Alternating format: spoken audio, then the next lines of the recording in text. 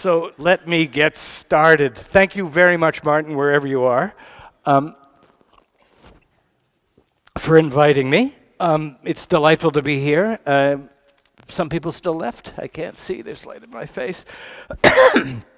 Anyway, let me launch into it. I've been given very strict instructions about time, so. This thing, yeah. The crisis is well known, but let's rehearse some of the relevant facts. Global urban population is increasing by over 1 million a week. More than half the planet already lives in cities, expected to hit 3/4 by mid-century. Half of these live in slums, and the gap between rich and poor grows ever greater. Default solutions to this metastases, megacities, sprawl, mass migration, promiscuous location are all nightmares. Cities too big are ungovernable, alienating, threatening, wasteful, unsustainable.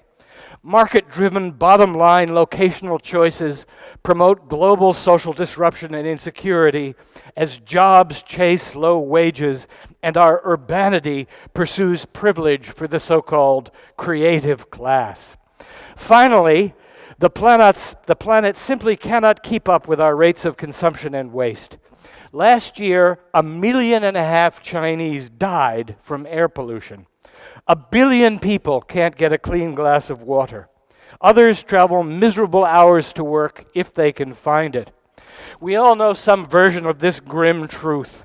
If everyone had the ecological footprint of the average American, we'd need 4 planets right now to survive.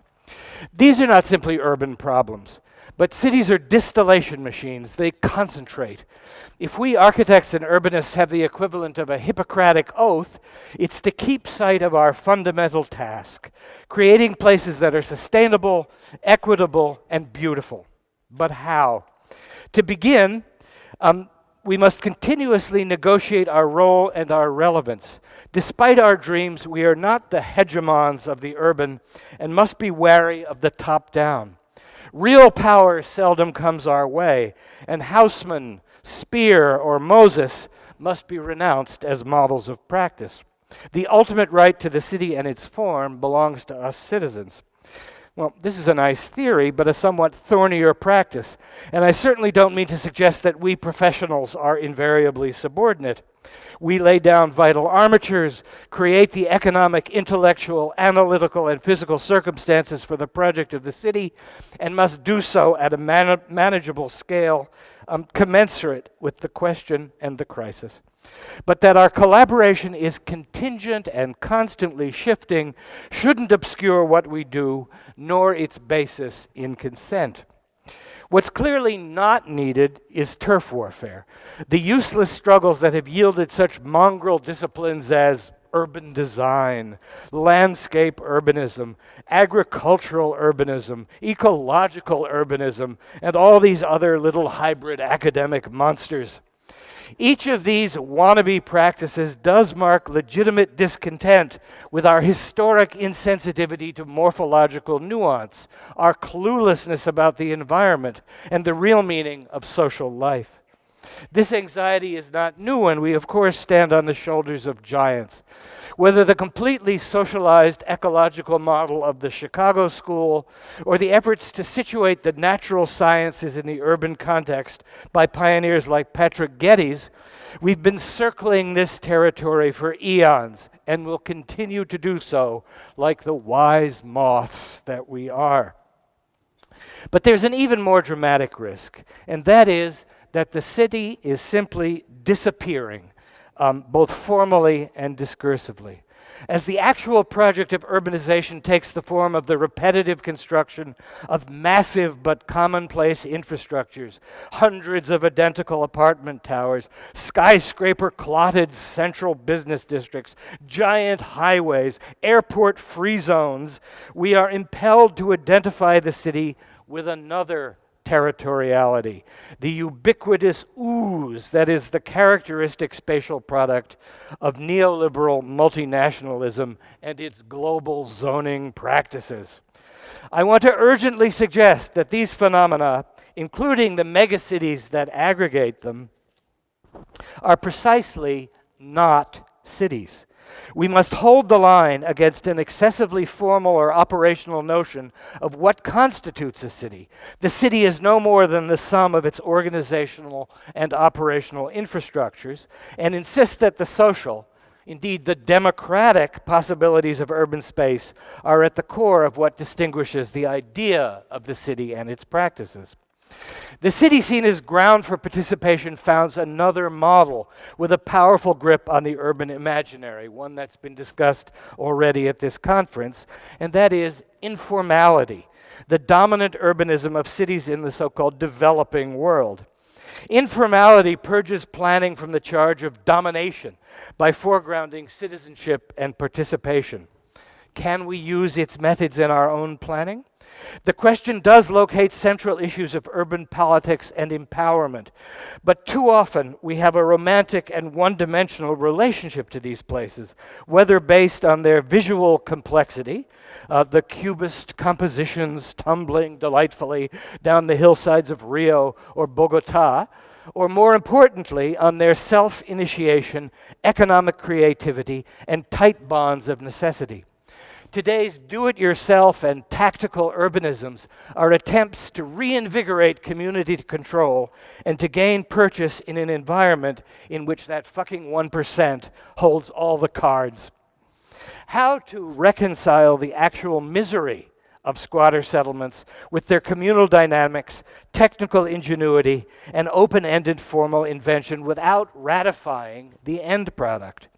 Our ambition should not be to reproduce Dharavi or Soweto as a final state, nor to assume that a permanently, if dynamic, condition of organized squalor is the best we can do for the city. The risks of relativism are too great and the results too meager. Many of you were at the movie last night, and that image has been making the rounds, the Torre David in Caracas. And it's alternately interpreted as a self-enfranchising utopia or as a kind of J.G. Ballard high-rise nightmare. I think that this spectacle stands in the highly ambiguous place once occupied by the famous walled city of Kowloon, insane in its density, romantically outlaw, a desperate, filthy riposte to the shiny, sunlit hygiene of modernist urbanism, as well as a kind of nasty Orientalist summa of the libertine degradation of the other. Simple normalization is not the answer. And I'm hardly the first to argue that the answer indeed may not be to draw their inhabitants deeper and deeper into the system, a la Hernando de Soto, by miring them in credit, bank cards, land titles, and the disabling accoutrements of capital. But it's surely critical that we do something. This begins with recognizing that a purely informal sector doesn't actually exist. The lives of those in these settlements are generally a combination of survival strategies that cross between these illusory sectors all the time, in the way people find and build housing, receive their educations, earn their livings, take their pleasures. Ananya Roy has pointed out the extremes of the fundamentally informal arrangements used by governments to pattern settlement, to shape economic influence, and to negotiate a wide variety of corruptions. Formality and informality both are conceptual ghettos, taking shape in the imaginary to reinforce and further reify a set of practices that have ever-shifting uses. And it is to these that we must look. Whatever advances freedom and comfort and the health of the planet is a tool, is a tactic worth using. One of the questions raised by both the patterns of megacities and of the informal is density. And distributing density is one of our core operations as planners and designers. Today, the question is being revisited under the reshaped sensibility of sustainability. And there's little fundamental disagreement that the suburbs and sprawl are fundamentally unsustainable, and that urban density can promote sociability, efficient infrastructure, environmental benefits, mass public transportation, and a more congenial mix of use. But we must think hard about limits, The corollary image, paralleling the famously pessimistic multiplying of the planets I just showed, is the supposedly liberating claim that all of the world's city dwellers could fit in Texas if the entire state were built to New York densities. It's also been estimated that all of Texas could fit into Manhattan if it were built at the densities of Kowloon. Of course, there is a downside here, starting with the fact that if all of us were to move to Texas, Rick Perry and Ted Cruz would rule the world. But density is not an absolute, and many of its current enthusiasts, I believe one of them may have spoken at this conference, refuse to unpack its subservience to profit, its capacity for the suppression of variety and difference, its threat to the exercise of local and individual forms of autonomy, and its ability to further mystify the relationship of the city to what used to be called nature. New York is, at the moment, stuck in a debate over several of our ex-mayor and unfortunately now current mayor's boldest extractive gambits, including a massive upzoning around Grand Central Station and the erection of what's been called a billionaire's row of Empire State-scaled condominiums for absentee oligarchs at 57th Street that will cast shadows a mile deep into Central Park on winter afternoons. Air is New York's equivalent of petroleum. Although we have come some way since the foundational doctrine of property rights, of the medieval phrase, cuius est solum, eius est usque ad coelum et ad infernos, who owns the soil also owns up to heaven and down to hell, but not all that far, and the concept remains the conceptual default for most of our planning. Like the Federal Reserve, the New York City Department of City Planning has as its main activity printing new money in the form of the right to occupy the space above us via zoning largesse. And we all know the dangers of uncontrolled inflation. Let me shift gears a bit and trace a brief and polemical outline of the points of intervention my own formal practice has been engaged in. One of the bugaboos of the politically correct is the idea of the master plan. Stinking of patriarchy, authoritarianism, insensitivity, and the hubris of every kind of overreach, this territory of expressive inquiry is simply too suspect. We have a tendency to look at representations of new cities and quarters, and they're all at once, as a kind of pornography, the gaze that maligns and entraps. For many years, these representations have often come in a protective dystopian wrapper, reinforcing the idea that the visionary is ipso facto evil. I've been teaching urban design for quite a long time, and I often ask my students to make or bring in images of ideal cities. And there was a long and troubling period when a very large percentage of them brought in an image from Blade Runner, The Fifth Element, or similar, images of undeniable graphic power, but ultimately completely sinister meaning. I think this reflects both the incompetence and bad motives of authority and a kind of negative celebration of popular empowerment. The postmodern critique of totalizing systems of knowing, meaning, acting, and representing was founded in an appreciation of the actual diversity of being and experience, in an embrace of the qualities of the other, and in a re-understanding of the nature of equality. Moving beyond modernity's infatuation with mathematical models of social relations, a more progressive discourse imbibed the theories and the arts of difference, as I suggested earlier today, and looked to re-identify the sources of its own diversity. In my own school days, back in the 1920s, this meant the identification of squatters and informality with a more general notion of user control that we thought could percolate up and down the spectrum of intervention and participation. It also meant that appreciation of the complex social, economic, and formal ecologies of the historic city became far more appreciated as the basis for both activism and design. I, however, grew up on utopia, and the idea of the new town, conceived in its all at once, has always been on my mind. My first architectural model sometime in grade school was of Brasilia. Unable to think of another way of constructing a dome, I used a half grapefruit for the Congress Hall, an obvious early example of my commitment to green architecture. I pawed repeatedly through Lewis Mumford's The City and History to get to the plates of Vällingby in Sweden. I spent 6 months on a kibbutz. My childhood was largely passed in an idyllic modernist suburb of the formidably planned Washington, D.C. I was a volunteer at that great temporary intentional community, Resurrection City. I did miss Woodstock, alas, but was certainly part of the nation of its fellow travelers and was simultaneously immersed in the spatial politics of both the out there and the ameliorative. I worked as an advocacy planner and a minor municipal official. I was a squatter in London. I was equally stimulated by Archigram and Jane Jacobs, and still am. I see no contradiction. Both styles of thinking are deeply relevant, and true ecological imagination always suggests expansiveness and inclusion. I'm not trying to take a moderate position here to split the difference.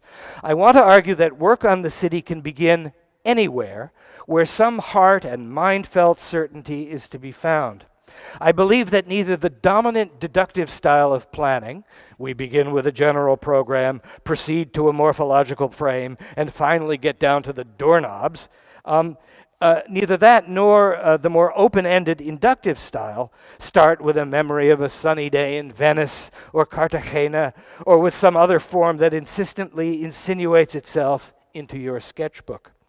The process must be dialectical, mutually interrogatory, a framework that applies not simply to questions of scale and direction, but also to styles of participation.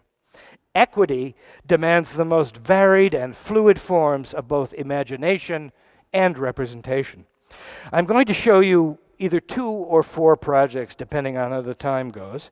One from 1994, one from 2010, and 2 others current, we'll see. These occupy different conceptual spaces, but all deal with questions of urban autonomy. In 3 cases via the creation of brand new cities, the first fantastical, the second and third more conventional, and in the 4th, through the retrofit of an existing one. They're all projects that are represented in a projective all at once, indispensable as stimulus and as propaganda for possibility. Of course, we are effectively creating new cities all the time. China is doing it in the old-fashioned way, finding empty sites, constructing massively, planning a long march of urbanization that will move 250 million people into towns in the next 10 years. Such accelerated single-form construction has been historically typical in the US too, where suburban sprawl and its reformulation as the so-called edge city have created new patterns of movement and distribution of uses, but little change in density, inefficiency, or alienation. However, that the future of the city is unpredictable should not discourage us from speculation about the right now. Too much contingency yields an oppressive uncertainty. Too little simply imprisons us. First project from 1994. It's called Weed, Arizona. Weed is a project for the design of a small new city on a small part of an existing military base near Yuma, Arizona. Sited along an artificial lake on the lower Colorado River, Weed embodies a set of motherhood issues that characterize all our work on city design and that are the bedrock of sustainable urbanism. To begin, the town is car-free, vehicles relegated to the periphery, with benign means, walking being the alpha, used for internal circulation. To enable this, the town is strictly bounded, its edges fixed. Its structure is based, as you see here, on a series of neighborhood-scaled increments based on a 10-minute walking radius, or 20 minutes from desert edge to water edge, that locates both centers and other distributed facilities and public spaces, a basic unit of accountancy for complete neighborhoods. Beyond that, the organization is, to put it mildly, complex, and enables, among other things, one of the salient opportunities of the good urban life, which is to say, getting lost. Now, despite their somewhat wild appearance, the drawings for weed are meant to be read as precisely as possible and are drawn to scale. The map of differences is authoritative, suggesting both size and variety. Thus, while we don't specify what the meaning of the different shades of blue and green might be, ornamental garden, constructed wetland, picnic ground, swimming hole, fish farm, we do propose a highly particular density of difference. It should be clear that the remix of green, blue, and built spaces represents a fairly radical divergence with contemporary practice, dramatically skewed greenish. The architecture may be strange, but it too is also precise. Weed is imagined as a loft based on a kind of architectural stem cell, space without assigned use, but ready to assume any. This is not exactly far-fetched. Not simply has the discourse of flexibility and what we used to call equipotentiality been a staple of late modernist fantasies about architecture, the experience of the post-industrial city, as well as the informal one, have shown increasing possibilities for a flexible, dramatically mixed distribution of uses, as well as for the imperatives of reuse. The discourse of the loft that arose in the 60s and 70s was a collusion of two distinct, if related, streams. The first was the more ideologically driven idea of flexibility that found its most dramatic expression in buildings like the Pompidou Center, where the animating fantasy was one of subdivision, the idea that from a very large and essentially undefined space with services nearby, a variety of more customized environments could be carved out. This essentially paralleled the discovery of loft living in abandoned urban industrial zones, most classically Soho in New York, where the occupation of former factories became a kind of ideal type for the artistic life, rich with implications of freedom, abundance, and the recovery of the righteous vibe of a vanished industrial class. In both cases, architectures that appeared flexible proved rigid and far less tractable than they'd been touted. In the case of enormous buildings like the Beaubourg, not to mention the giant floor-plated office buildings still typical of corporate America, the very vastness of the space and the long distances to its daylit perimeter were efficient only according to a soulless bureaucratic model. Likewise, the much smaller lofts of Soho were constrained by the limitations of their original construction. Party wall buildings with decent light at one end and not much more than an air shaft at the other, they worked well unsubdivided, but failed when their action painter inhabitants spawned offspring and required private spaces, extremely difficult to provide with adequate light and air. Weed, for its part, investigates an idea about lofts that do not find differentiation via subdivision, rather through aggregation. The notion is that spaces could be more particular, more individual, if the medium from which they are produced is not overwhelmingly simple, but more complex, more resistant, and yielding variegated spaces and provoking unexpected opportunities. But these spaces of unspecified use but open potential can be designed with precise characteristics. One of the arguments of the project is that architecture and the city find their basic forms and sizes in relationship to the fundamental needs of the human body and of sustainability. The range of human dimensions and their environmental requirements are not obscure. We conduct our activities face to face, and our spatial needs and habits of both conjunction and isolation have been developed down the millennia.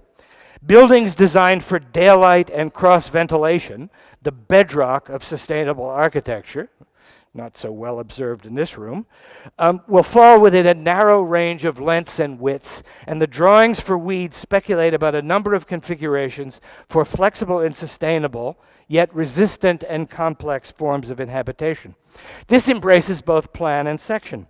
In a city organized around the primacy of human locomotion, buildings will tend, as they were from the dawn of architecture to the end of the 19th century, they will tend to be low and accessible by foot power.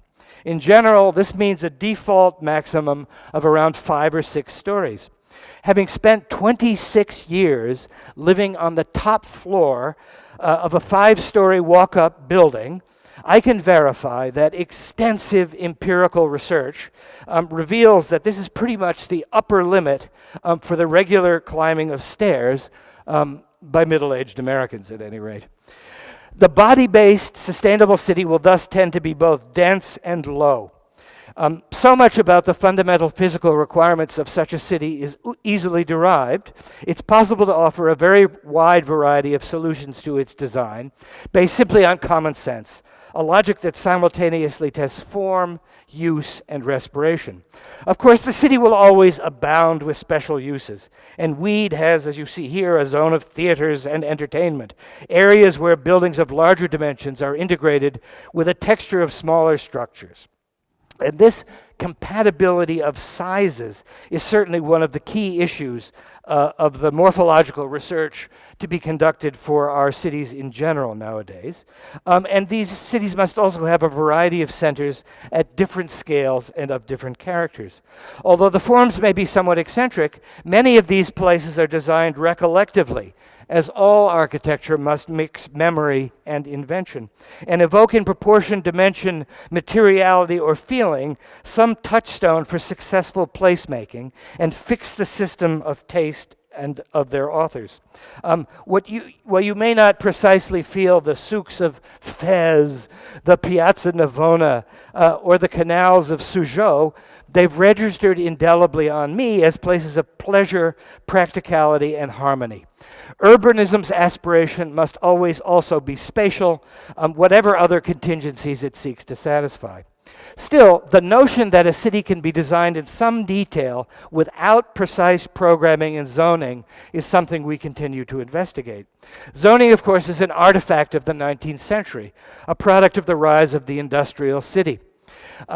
Although cities have always been zoned in the isolation of royal or sacred quarters, or the communal flourishing of the districts of guilds or crafts, the creation of enormous classes of activities and people considered obnoxious is a result of the ecology of industrial capitalism.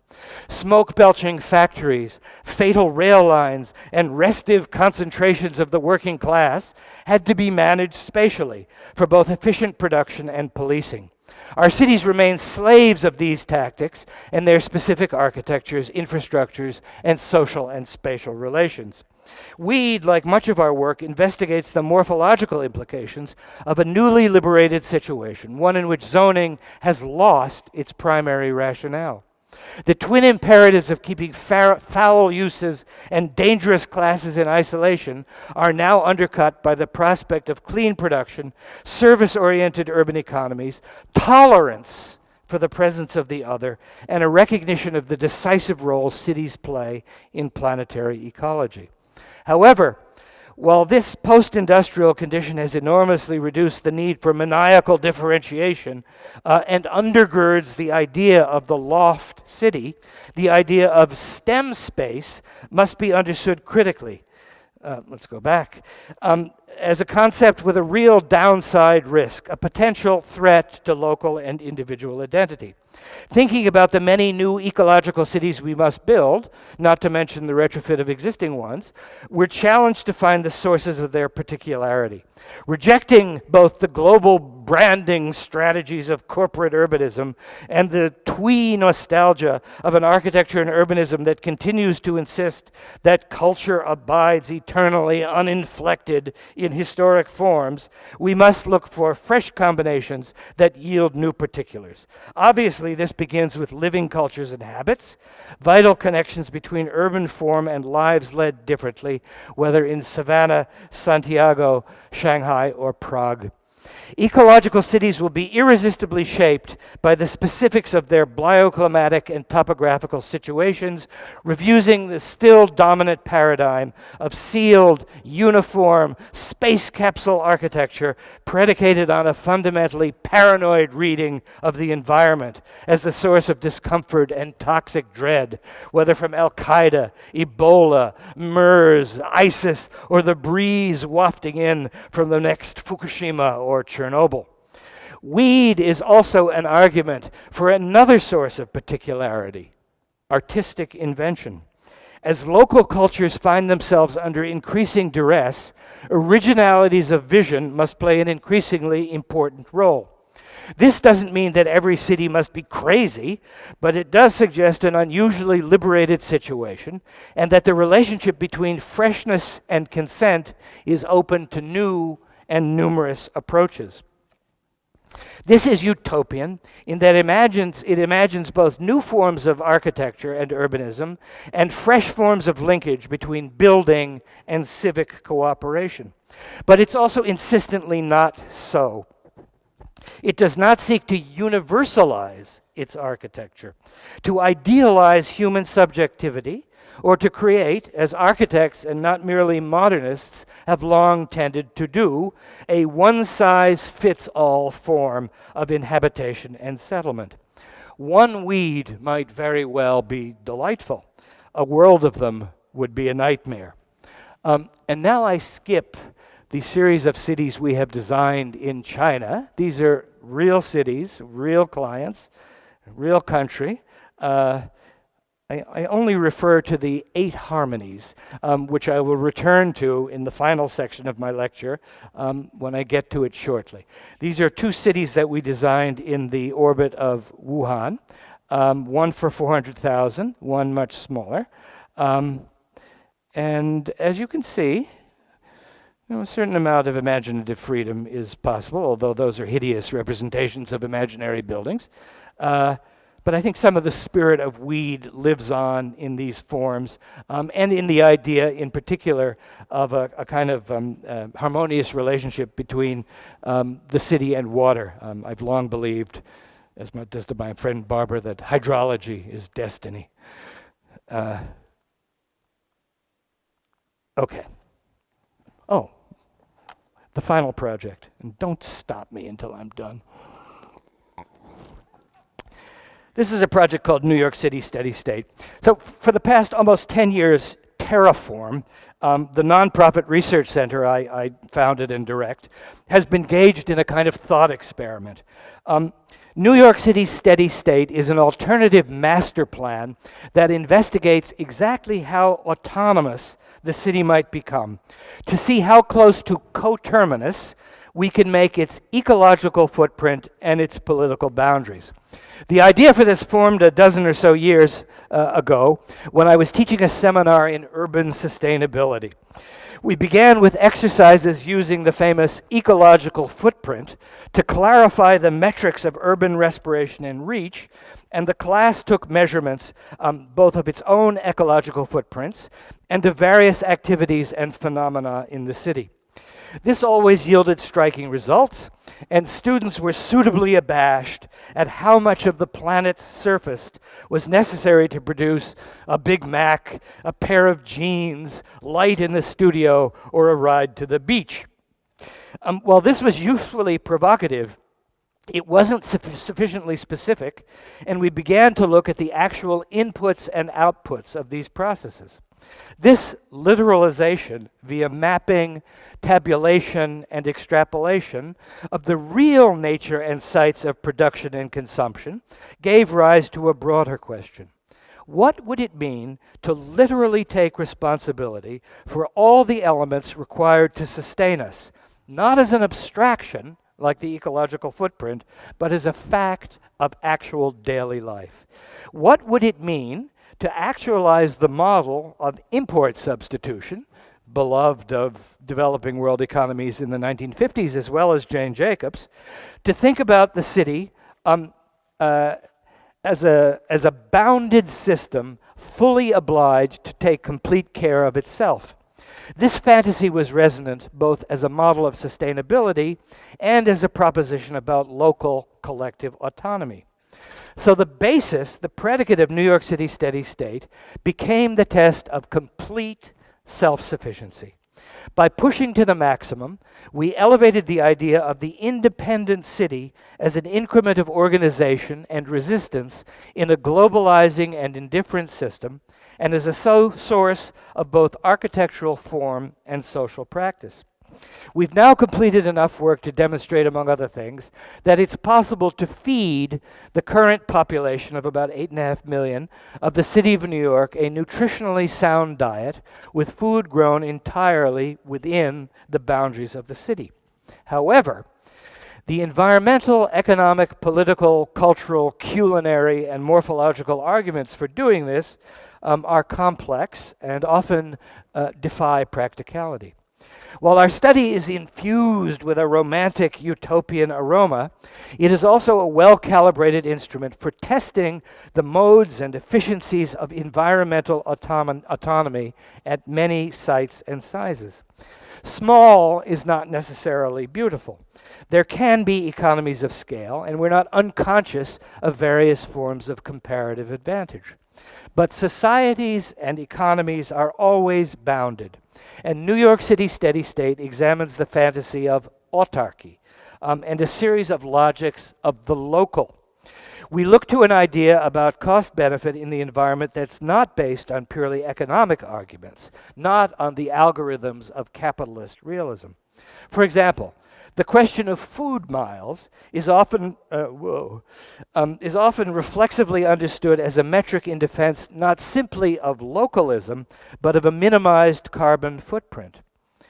However, a giant cargo ship of containerized apples slowly sailing from New Zealand has a far smaller footprint per apple than a fleet of aging pickup trucks conveying hand-hewn wooden crates of Jonna Golds from upstate New York to that food co-op in Bushwick.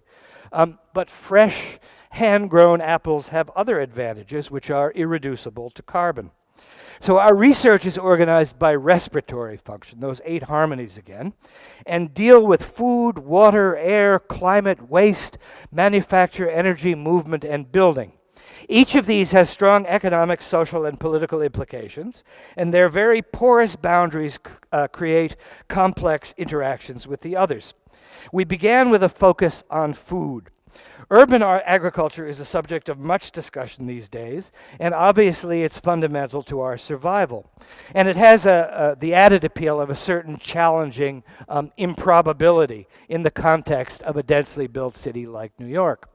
So we're now almost done with this volume, and we'll publish it by the end of the year, and have demonstrated that from a purely spatial standpoint, it's possible to produce enough food for all of our people and offer them at least 2,000 nutritious calories each day within the city. Our work has investigated sites for production at every scale, including buildings, transformed streets, repurposed infrastructure, existing open spaces, and of course, vertical farms. This latter type, constructed in their thousands, would be indispensable to full self-sufficiency. However, such vertical systems, the sine qua non of maxed out urban agriculture, require enormous investment, recast the skyline, are incapable of producing many foods in appropriate quantities, and can be radically impractical. The primary impediment to a genuinely sustainable system of vertical agriculture turns out to be not space, but the unbelievably high energy inputs needed for illumination and heating, as well as for the massive initial construction, including energy embodied in the materials. Although enough 30-story agricultural towers, like this one, using advanced hydroponic, aeroponic, and other minimalist cultivation techniques, could be built to supply the city with food, several steps in quality and freshness above Soylent Green. Anybody old enough to remember that movie? On about 2% of New York's total land area, a photovoltaic array sufficient to supply them would require an area almost 4 times the total surface area of the city, somewhere between 750,000 and 1 million acres. Alternatively, we calculated that 28 nuclear power plants would do the job, but this struck us as being somehow slightly contrary to the spirit of the exercise.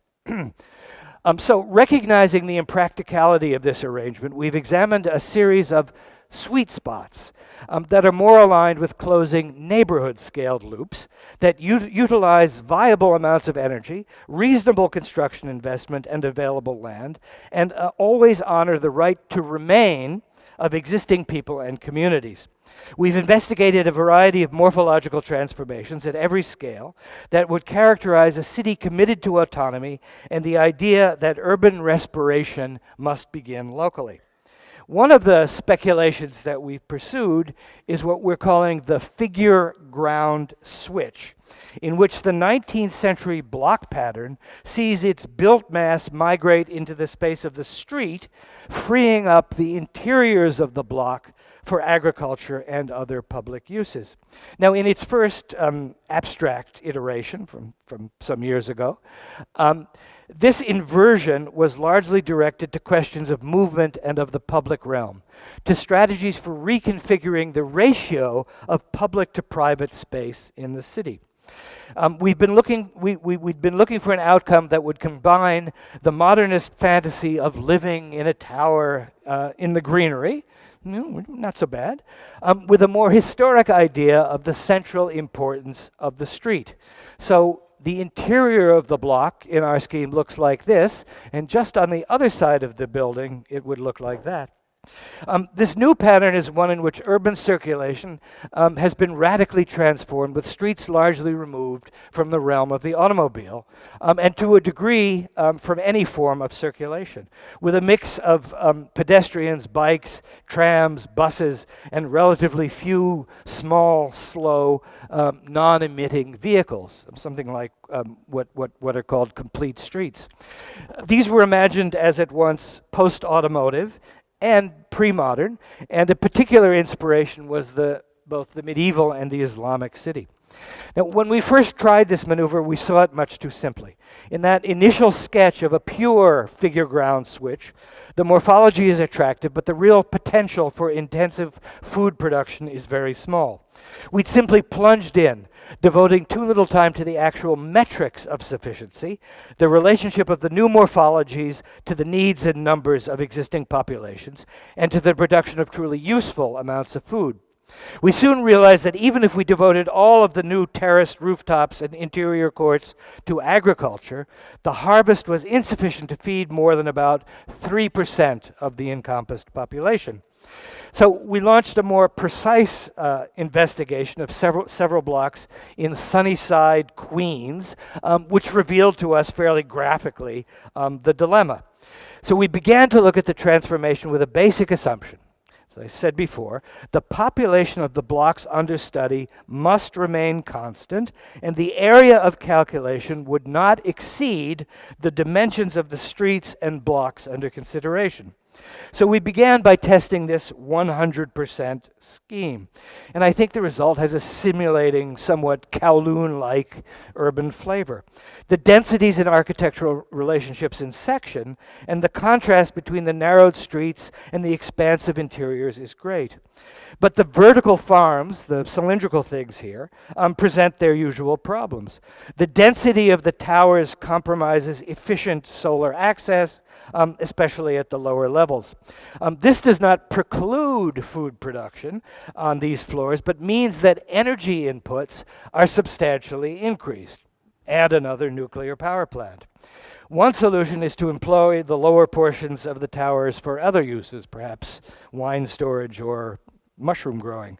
Another is to have fewer towers. Both of these reduce on-site capacity to grow food. So we finally found our sweet spot at about 30% of the food requirement on site, which I think yielded a somewhat more gracious proposition. The nature then of the steady-state economy reveals itself in these calculations. I'm getting to the end.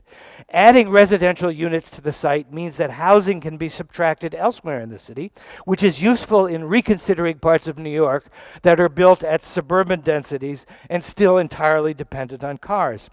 Energy isn't exactly fungible.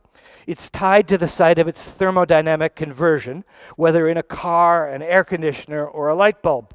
Using additional energy to up food production has implications for citywide conservation and production strategies. And if most of the food is coming from off-site, this ramifies in bigger strategies for provisioning the city as a whole. In the Queen's case, the switched blocks that I show you are adjacent to one of the very large vertical farm complexes. Vienna, take note. This is above a vast rail yard, not abandoned, but existing underneath a deck, which is near enough to be part of any local aggregation and disaggregation scheme.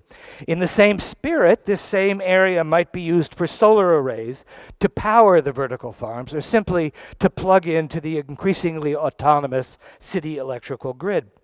So we've now looked at many specific architectures and solutions and have designed prototype vertical farms for both crop and animal production, various smaller scale greenhouses, wall systems, and other elements of what is now a fairly well-developed repertoire of agrarian resources. We've looked at the way these structures and techniques can be integrated into the fabric of the city, and have been particularly interested in the reclaiming of the space of the street from an automobile-dominated culture for a broader mix of public uses, including such immobile examples as agriculture. As I say, we've looked at all scales from window boxes to skyscrapers in order to suggest a system in which production is not monopolized by the urban equivalent of agribusiness, which is something this whole project implicitly critiques, and we're perfectly aware of how tempting a target millions of square feet of municipally developed automated vertical farms would be for such sinister enterprises as Archer Daniels Midland or Monsanto. Last page. We've also investigated scenarios for reconfiguring the city as a whole to allow it to grow 100% of its food supply, which is part of our primary interest in teasing out what will be genuinely new in the organization of radically sustainable cities around the world. The main means of production for us include large areas of vertical farms, particularly in portions of the city that are currently built at suburban densities, figure ground switches, overbuilding of highway and rail infrastructures, intensive utilization of rooftops, vacant lots, brownfields, and other available spaces. However, our larger reimagining of the city is based primarily on an intensification of neighborhood autonomy. Our objective is to scale self-reliance down whenever possible, and a strong preference for local accountability in all aspects of urban respiration, from energy to sewage. Our drawings of the whole of New York reorganized are diagrammatic. We don't actually imagine a literal circular morphology for these transformed neighborhoods. But we do intend that neighborhoods be recalibrated on the basis of walk time. And we do envision the emergence of a kind of green supergrid as a zone of circulation, agriculture, climate control, recreation, water management, and social organization. We're also in the process of designing a repurposed subway system to facilitate not simply the movement of people, but of goods. But we're also looking at, as I say, large-scale sweet spots, and have studied a scheme for 30% production within the city as a whole, for a 100-mile self-sufficient agricultural radius, and a system for a statewide self-reliance that would utilize this great 19th century piece of infrastructure, the Erie Canal that travels 400 miles across New York State. As I said before, we anticipate that we'll complete this study within 5 years, inshallah, and that we'll be able to demonstrate the very high degree to which it's possible to radically elevate the autonomy of the city. The encyclopedia of technologies and morphologies that are emerging from this work are meant to offer a practical lexicon for the global transformation of cities and the broader assumptions of urban culture about the nature of human autonomy that must increasingly characterize a planet that is alert to its limits and move to deal both with distributive justice and with our very survival.